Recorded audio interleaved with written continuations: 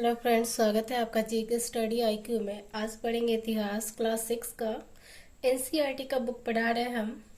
काफ़ी chapter complete करवा चुके हैं। आज देखते हैं क्या पढ़ना है और सबसे पहले देखेंगे क्या क्या पढ़ा चुके हैं। तो विषय सूची में देखेंगे, इसमें लगभग सारे चैप्टर को करवा चुके हैं। आज सबसे लास्ट चैप्टर पढ़ाना है। लास्ट चैप्टर है इमारतें, चित्र तथा किताबें। इस तरह से आज मेरा क्लास 6 का एनसीईआरटी का बुक कंप्लीट हो जाएगा। उसके बाद क्लास 10 का मैथ पढ़ाएंगे और जो मैथ चल रहा है क्लास 6 का वो भी बताएंगे। तो आज सबसे लास्ट चैप्टर है इमारतें, चित्र तथा किताबें, इसको पढ़ाएंगे। उसके बाद फिर मैथ बताएंगे नेक्स्ट क्लास में। अध्याय 11 इमारतें, चित्र तथा किताबें। मारुतस्वामी और लौह स्तंभ। मारुतस्वामी आज बहुत खुश था। पहिएदार कुर्सी में बिठाकर उसका भाई उसे कुतुब मीनार दिखाता हुआ प्रसिद्ध लौह स्तंभ के सामने ले आया। धूल भरे पथरीले रास्तों से रैंप के सहारे यहाँ तक आना काफी मुश्किल था। अपने इस अनुभव को मारुतस्वामी कभी नहीं भूल पाएगा। धातु विज्ञान। प्राचीन भारतीय धातु वैज्ञानिकों ने विश्व धातु विज्ञान के क्षेत्र में प्रमुख योगदान दिया है। पुरातात्विक खुदाई ने यह दर्शाया है कि हड़प्पावासी कुशल शिल्पी थे और उन्हें तांबे की धातु कर्म धातु शोधन की जानकारी थी। उन्होंने तांबे और टिन को मिलाकर कांसा भी बनाया था। जहां हड़प्पावासी कांस्य युग से जुड़े थे, वही उनके उत्तराधिकारी लौह युग से प्रसिद्ध थे। भारत अत्यंत विकसित किस्म के लोहे का निर्माण करता था। खोटा लोहा, पिटवा लोहा और डलवा लोहा। लौह स्तंभ। महरौली, दिल्ली में कुतुब मीनार के परिसर में खड़ा यह लौह स्तंभ भारतीय शिल्पकारों की कुशलता का एक अद्भुत उदाहरण है। इसकी ऊंचाई 7.2 मीटर और वजन 3 टन से भी ज्यादा है। इसका निर्माण लगभग 1500 साल पहले हुआ। इसके बनने के समय भी जानकारी हमें इस पर खुद अभिलेख से मिलती है। इसमें चंद्र नाम के एक शासक का जिक्र है जो संभवतः गुप्त वंश अध्याय 10 के थे। आश्चर्य की बात यह है कि इतने वर्षों के बाद भी इसमें जंग नहीं लगा है। ईंटों और पत्थरों की इमारतें। हमारे शिल्पकारों की कुशलता के नमूने स्तूपों जैसी कुछ इमारतों में दिखने को मिलते हैं। स्तूप का शाब्दिक अर्थ है टीला होता है। हालांकि स्तूप विभिन्न आकार के थे, कभी गोल या लंबे तो कभी बड़े या छोटे। उन सब में एक समानता है, प्रायः सभी स्तूपों के भीतर एक छोटा सा डिब्बा रखा रहता है। इन डिब्बों में बुद्ध या उनके अनुयायियों के शरीर के अवशेष जैसे दांत, हड्डी या उनके द्वारा प्रयुक्त कोई चीज या कोई कीमती पत्थर अथवा सिक्के रखे रहते हैं। इसे धातु मंजूसा कहते हैं। प्रारंभिक स्तूप धातु मंजूसा के ऊपर रखा मिट्टी का टीला होता था। बाद में टीले को ईंटों से ढक दिया गया और बाद के काल में उस गुंबदनुमा ढांचे को तरासे हुए पत्थरों से ढक दिया गया। प्रायः स्तूपों के चारों ओर परिक्रमा करने के लिए एक वृत्ताकार पथ बना होता था, जिससे प्रदक्षिणा पथ कहते हैं। इस रास्ते को रेलिंग से घेर दिया जाता था, जिसे वेदिका कहते हैं। वेदिका में प्रवेश द्वार बने होते थे। रेलिंग तथा तोरण प्रायः मूर्तिकला की सुंदर कलाकृतियों से सजे होते थे। मानचित्र 7 जो इसके पहले के क्लास में दिखाया है, या फिर मेरा जो शॉर्ट वीडियो है उसमें हम ज्यादातर मानचित्र ही डालते हैं। आप उसको अच्छे से देखिए, उसमें ढूंढिए। क्या बुक को पढ़ने के बाद उसमें जाकर देखिए, उसको ढूंढिए किस जगह को ढूंढने के लिए कहा गया है। लगभग 2000 साल पहले इस स्तूप को सजाने के लिए शिलाओं पर चित्र उकेरे गए। कई बार पहाड़ियों को काटकर बनावटी गुफाएं बनाई जाती थी। इस तरह की कई गुफाओं को मूर्तियां तथा चित्रों द्वारा सजाया जाता था। इस काल में कुछ आरंभिक हिंदू मंदिरों का भी निर्माण किया गया। इन मंदिरों में विष्णु, शिव तथा दुर्ग जैसे देवी देवताओं की पूजा होती थी। मंदिरों का सबसे महत्वपूर्ण भाग गर्भगृह होता था, जहां मुख्य देवी या देवता की मूर्ति को रखा जाता था। इसी स्थान पर पुरोहित धार्मिक अनुष्ठान करते थे और भक्त पूजा करते थे। अक्सर गर्भगृह को एक पवित्र स्थान के रूप में दिखाने के लिए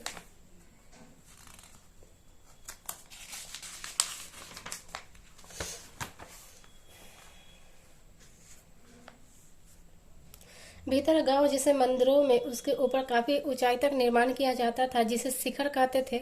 शिखर निर्माण के कठिन कार्य के लिए सावधानी से योजना बनानी पड़ती थी। अधिकतर मंदिरों में मंडप नाम की एक जगह होती थी। यह एक सभागार होता था जहां लोग इकट्ठा होते थे। मानचित्र 7 में महाबलीपुरम और ऐहोल को ढूंढो। इन शहरों में पत्थर से बने कुछ उत्कृष्ट मंदिर हैं। उनमें से कुछ यहाँ दिखाए गए हैं।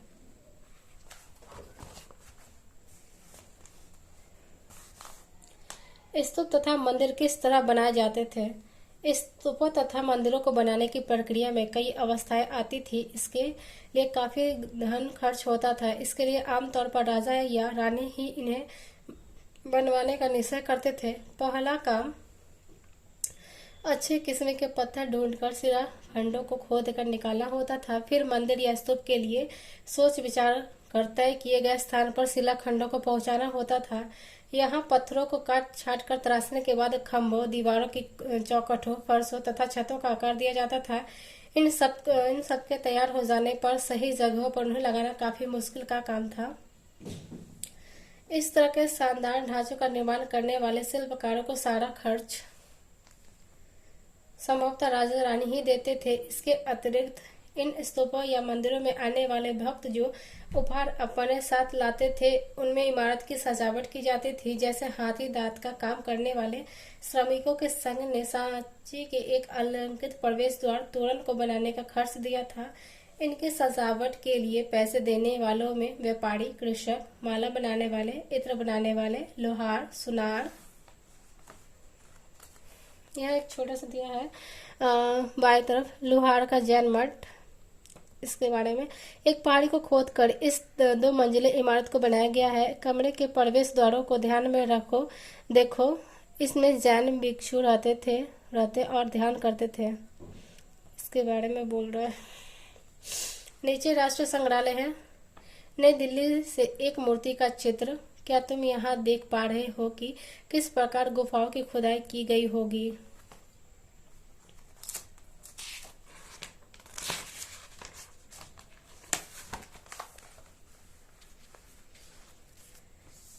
तथा ऐसे कई स्त्री पुरुष शामिल थे जिनमें नाम खंभों, रेलिंगों तथा दीवारों पर खुदे हैं।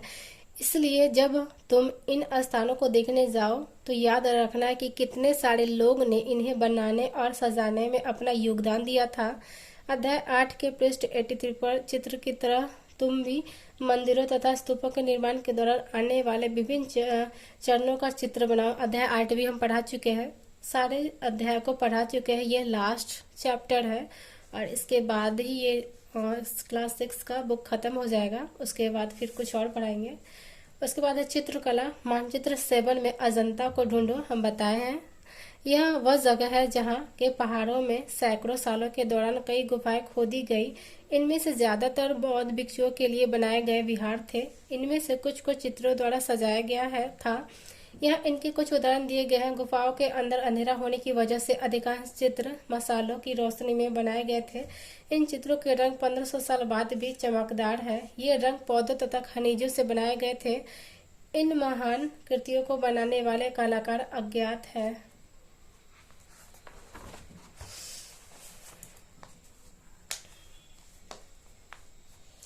पुस्तकों की दुनिया। इस युग में कई प्रसिद्ध महाकाव्यों की रचना की गई है। इन उत्कृष्ट रचनाओं में स्त्री पुरुषों की वीर कथाएं तथा देवताओं से जुड़ी कथाएं हैं। करीब 1800 साल पहले एक प्रसिद्ध तमिल महाकाव्य शिल्पपदिकारम की रचना इलांगो नामक कवि ने की। इसमें कोवलन नामक एक व्यापारी की कहानी है। वह पहाड़ में रहता था। अपनी पत्नी कन्नगी की उपेक्षा कर वह एक नर्तकी माधवी से प्रेम करने लगा। बाद में वह और कन्नगी पहाड़ छोड़कर मदुरै चले गए।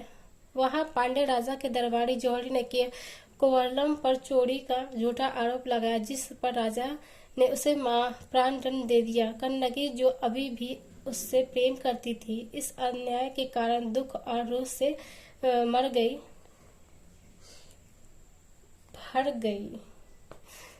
उससे मदुरै शहर का विनाश कर डाला।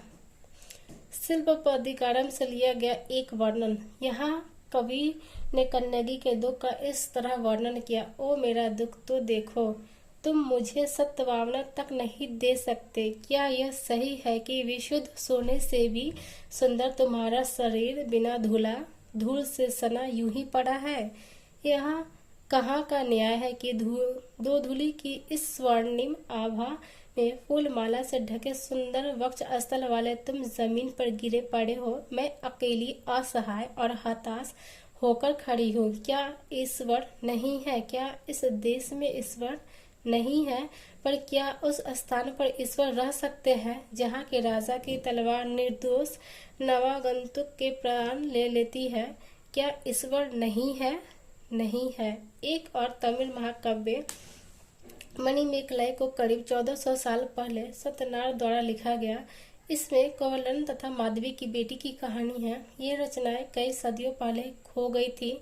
उनकी पांडुलिपियां दोबारा लगभग 100 साल पहले मिली। अन्य लेखक जैसे कालिदास, जिनके बारे में तुम अध्याय 10 में पढ़ा है, संस्कृत में लिखते थे।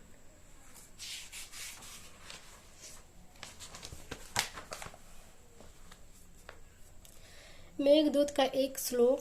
यहाँ उनकी सबसे प्रसिद्ध रचना मेघदूत से एक अंश दिया गया है। यहाँ एक व्रीहि प्रेम बरसात के बादल को अपना संदेश वाहक बनाने की कल्पना करता है। देखो इसमें किस तरह कवि ने बादलों को उत्तर की ओर ले जाती ठंडी हवा का वर्णन किया है। तुम्हारे बौछारों से मुलायम हो उठी मिट्टी की भीनी खुशबू से भरे हाथियों की सांस में बसी जंगली गूलर को पकाने वाली शीतल बयार तुम्हें साथ धीरे धीरे बहेंगी। क्या तुम्हें लगता है कि कालिदास को प्रकृति प्रेमी कहा जा सकता है?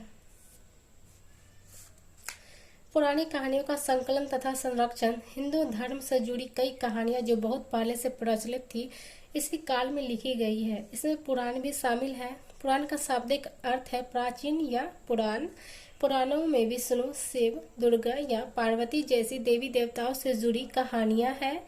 इनमें इन देवी देवताओं की पूजा की विधियां दी गई है। इसके अतिरिक्त इन्हें संसार की सृष्टि तथा राजाओं के बारे में भी कहानियां हैं।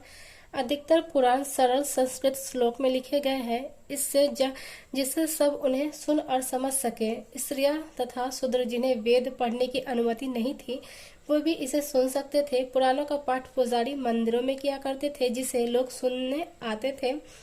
दो संस्कृत महाकाव्य महाभारत और रामायण लंबे अरसे से लोकप्रिय रहे हैं। तुम में से भी कुछ बच्चे इन कहानियों से परिचित होंगे। महाभारत कौरवों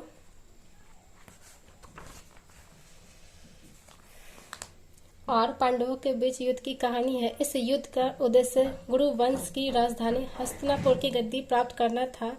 यह कहानी तो बहुत ही पुरानी है, पर आज इसे हम जिस रूप में जानते हैं वह करीब 1500 साल पहले लिखी गई है। माना जाता है कि पुराण और महाभारत दोनों ही व्यास नाम के ऋषि ने संकलित किया था। महाभारत में ही भगवत गीता भी है, जिसके बारे में तुम अध्याय 9 में पढ़ा था। रामायण की कथा कौशल के राजकुमार राम के बारे में है। उनके पिता ने उन्हें वनवास दे दिया था। वन में उनकी पत्नी सीता का लंका के राजा रावण ने अपहरण कर लिया था। सीता को वापस लाने के लिए राम को लड़ाई लड़नी पड़ी। वे विजय होकर कौशल की राजधानी अयोध्या लौटे। महाभारत की तरह ही रामायण भी एक प्राचीन कहानी है, जिसे बाद में लिखित रूप दे दिया गया। संस्कृत रामायण के लेखक वाल्मीकि माने जाते हैं।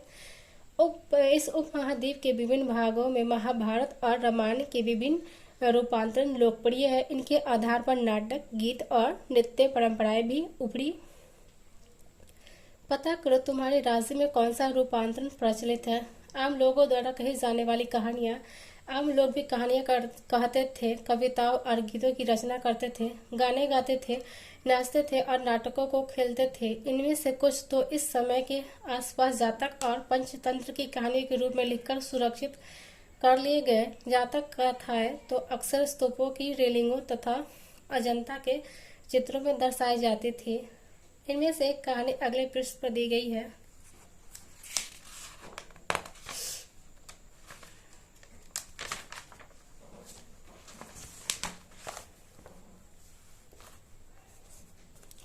बंदर राजा की कहानी।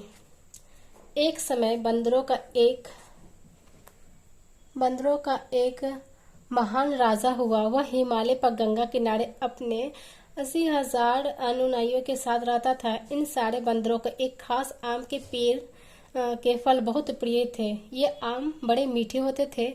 इतने स्वादिष्ट आम धरातल पर नहीं उगते थे। एक दिन एक पका हुआ आम गंगा नदी में गिरकर बहते बहते वाराणसी पहुंच गया। उस वक्त नदी में वहां का राजा नहा रहा था। उसे वह आम मिला। उसे चखकर वह हैरान रह गया।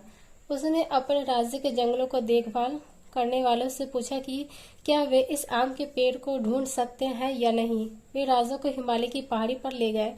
वहां पहुंचकर राजा तथा उसके दरबारियों ने खूब आम खाए। रात में राजा ने देखा कि बंदर भी पके आमों का मजा ले रहे थे। राजा को यह बात बुरी लगी और उसने उन्हें मार डालने का फैसला किया। बंदरों के राजा ने अपनी प्रजा को बचाने की एक योजना बनाई। उसने आम के पेड़ की टहनियों को तोड़कर उनके आपस में बांधकर नदी पर एक पुल बनाया। इसके एक छोर वह तब तक पकड़े रहा जब तक उसकी सारी प्रजा ने नदी को पार न कर लिया। पर इस प्रयास से वह इतना थक गया कि मरणासन होकर गिर पड़ा। राजा ने जब यह सब देखा तो उसने बंदर राजा को बचाने की काफी कोशिश की, पर वह सफल न हुआ।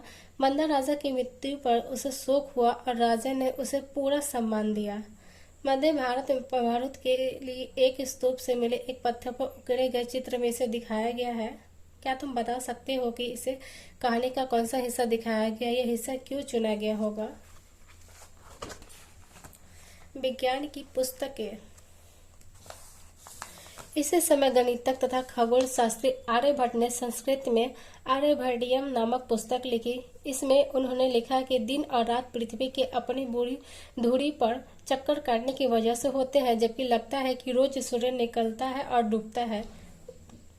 उन्होंने ग्रहण के बारे में भी एक वैज्ञानिक तर्क दिया। उन्होंने वृत्त की परिधि को मापने की भी विधि ढूंढ निकाली, जो लगभग इतनी ही सही है जितनी की आज प्रयुक्त होने वाली विधि। वराहमिहिर, ब्रह्मगुप्त और भास्कराचार्य कुछ अन्य गणितज्ञ और खगोलवेत्ता थे जिन्होंने कई खोजें की। इनके बारे में पता लगा। शून्य और आयुर्वेद। अंकों का प्रयोग पहले से होता रहा था, पर अब भारत के गणितज्ञों ने शून्य के लिए एक नए चिन्ह का आविष्कार किया। गिनती की यह पद्धति अरबों द्वारा अपनाई गई और तब यूरोप में भी फैल गई। आज भी यह पूरी दुनिया में प्रयोग की जाती है। रोम के निवासी शून्य का प्रयोग किए बगैर गिनती करते थे। उसके बारे में और भी जानकारी हासिल करने की कोशिश करो।